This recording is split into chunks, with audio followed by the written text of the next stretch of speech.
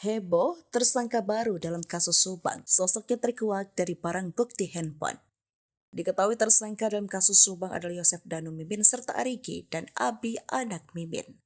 Sebelum ada 5 tersangka kasus kematian Siti Amalia, sempat buntu selama 2 tahun. Hingga akhirnya di pertengahan Oktober 2023, penyidik tahu kronologi pembunuhan ibu dan anak itu berdasarkan pengakuan dari salah satu tersangka Dano. Pasca Danu membongkar keterlibatannya, kasus Subang diisukan bakal kembali tersangka baru.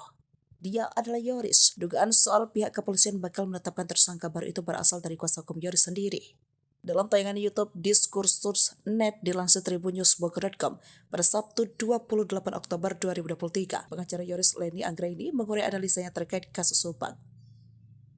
Di akun Leni ia sempat mengira bahwa kliennya akan dijadikan tersangka. Tak coba analisa, Leni juga menduga Yoris bakal jadi tersangka usai dipanggil pihak kepolisian. Kabar penyidik telah mempunyai bukti keterlibatan Yoris dalam kasus Subang. Tak cuma analisa, Leni juga menduga Yoris bakal jadi tersangka usai dipanggil pihak kepolisian.